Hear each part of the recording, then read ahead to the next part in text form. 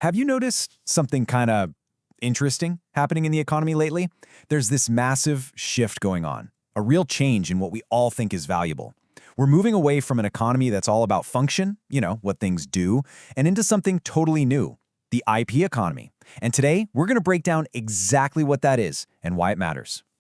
Okay, let's just jump right in with a pretty wild question. Why on earth are adults, they're even calling them Kidults, suddenly the biggest buyers of toys and collectibles? What is driving this absolutely massive, multi-billion-dollar trend? The answer, it turns out, tells us everything about how we're starting to think about products, value, and even who we are. So it all starts with this idea of a new value paradigm. We're in this huge transition period, We're moving away from an economy where we ask, what does this thing do for me, to a new one where the only question that really matters is, how does this thing make me feel? It's a fundamental switch from pure function to pure feeling.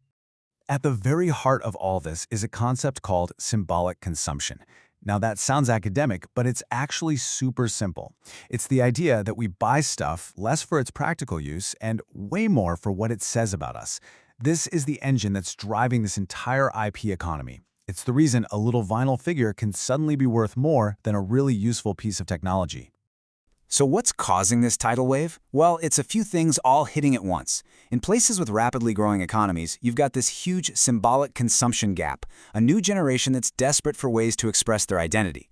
Then you have the rise of that Kidult market we mentioned, which is really just adults looking for a hit of nostalgia and comfort. And for Gen Z, this is everything. In a world of digital profiles, the things you buy are like physical extensions of who you are online. It's a way to broadcast your identity without ever saying a word. And this all leads to a really cool new way of looking at products. They're not just objects anymore, they're becoming emotional containers. Think about it. In a world that's getting more and more digital and sometimes, a little lonely, a physical thing can be a source of comfort, a link to your childhood, a way to express yourself. They literally hold meaning for us. Okay, so how does this big shift actually turn into a business model? Well, it brings us right to our main idea for today, that intellectual property, or IP, is basically the new luxury. And I'm not talking about fancy watches or designer cars. I'm talking about the business of selling meaning itself. And you'd be surprised how similar the playbook is. This slide just lays it out perfectly. A luxury handbag and a collectible toy, they seem like they're from different planets, right? But the business logic behind them is identical. For both, the price has almost nothing to do with what they're actually made of. The handbag gives you social status. The toy gives you a sense of belonging in a community of fans. Luxury brands use limited editions to create a pecking order. The toy world uses hidden or chase editions to do the exact same thing. The bottom line is this: you're not buying the object, you're buying into the meaning behind it. So this new economy has created a really fascinating battlefield for businesses. And to really understand what it takes to win here, we're going to look at a tale of two toy companies. Two companies with completely different strategies for this new world. So on one side, you have the IP creator, a company like Pop Mart. They find artists and they build their own characters and worlds completely from scratch. They own everything, from the initial idea all the way to the store shelf. And on the other side, you've got the IP licensor, a company like Funko.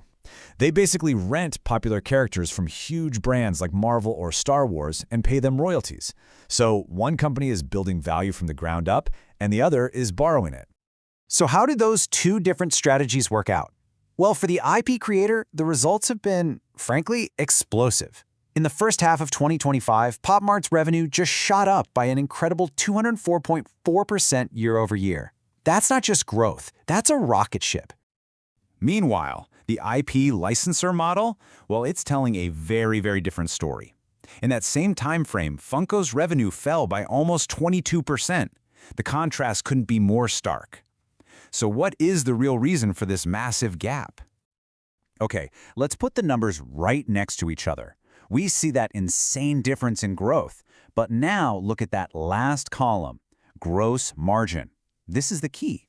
It's the percentage of money a company gets to keep from a sale. Pop Mart keeps over 70 cents of every single dollar.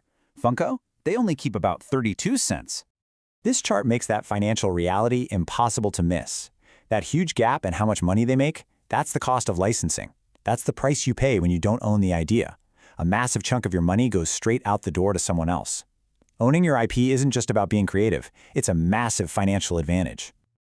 So look, this isn't just a story about two companies. This is really a blueprint for the entire future of creation. So the big question is, where does this booming IP economy go from here?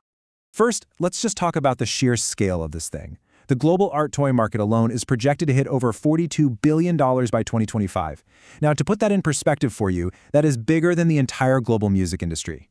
This is not a niche hobby anymore. It's a massive cultural and economic force to be reckoned with. So the keys to winning in this future are becoming really clear. First, you've got to go global, create characters that can connect with people across any border. Second, you have to manage the whole IP lifecycle. You need a portfolio of characters so you're not just a one-hit wonder. And finally, and this is the big one, you have to expand beyond just selling products. The real goal is to turn a character into a whole world. With games, theme parks, movies, you name it. The little toy just becomes the ticket to get into a much, much bigger universe. So if you take away just one thing from all of this, let it be this. We are living through a fundamental change in the very definition of value. The creators and the companies who understand that the most important question has changed from what does it do to what does it mean? Well, they're the ones who are going to build the future. The only question left is, what meaning are you going to buy into next?